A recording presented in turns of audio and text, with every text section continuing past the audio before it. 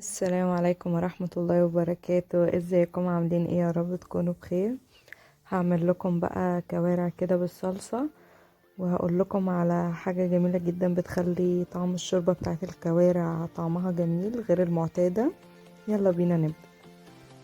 حطيت بقى كده حلة كبيرة فيها مية على النار، وبعد المية ما سخنت هنزل فيها بصلة مخرطاها، وهنزل فيها ورق لورا، وهحط روزماري.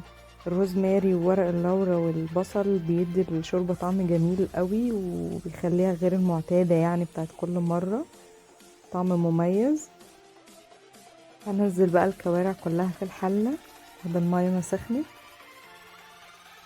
بعتذر على التصوير، البخار بتاع المية بيعمل في الكاميرا.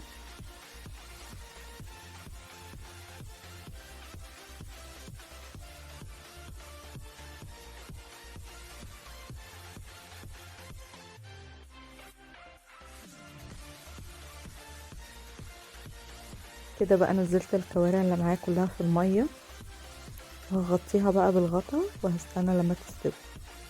يلا بينا نجهز الصلصة بتاعت الكوارع عقبال ما تستوي.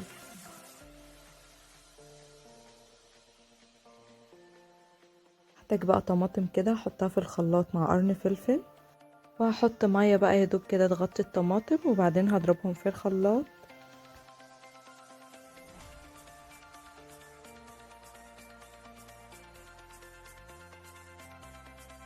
وفي حله كده على النار بقى حطيت زيت، وهحط كده معلقه سمنه، وبعدين احط معلقه كبيره توم مفروم. هشوح بقى التوم مع الزيت، اديله تشويحه بسيطه خالص يدوب بس ياخد لون بسيط. التوم بالشكل ده يدوب، بس التوم يعني يكون مثلا ايه، استوى، بس مش عايزاه ياخد لون اصفر ولا اي حاجه.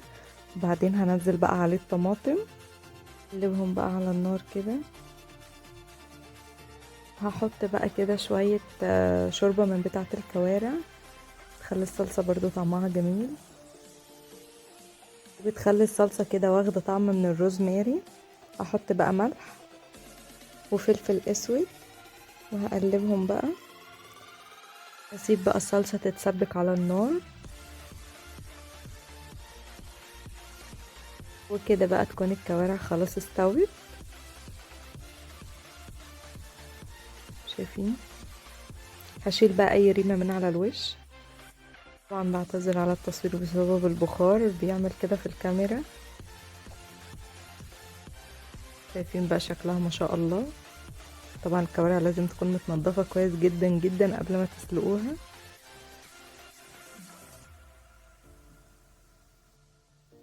الكوارع بقى بعد ما استوت حطيت الملح والفلفل الاسود، نسيت اقول لكم.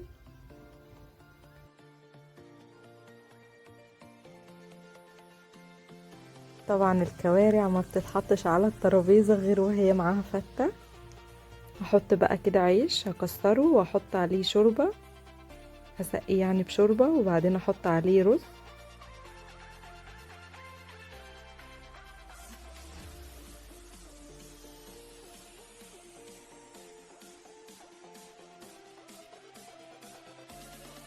احط بقى كده الكوارع في طبق كبير اللي هو الطبق الغويط بتاع الشوربة، احط فيه الكوارع واحط عليها شوربة برضو.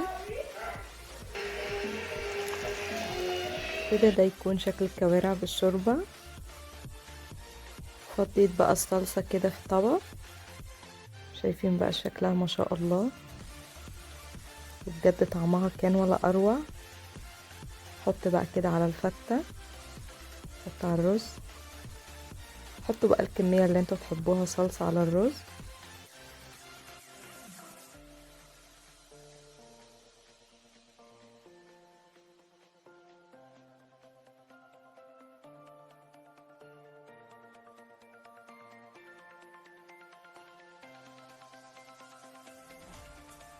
اطلع بقى الكوارع احطها في الصلصة.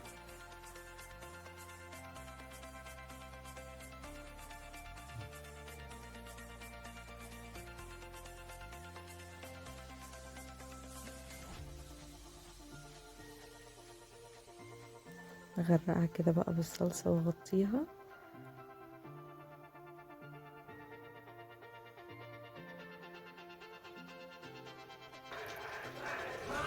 شايفين شكلها.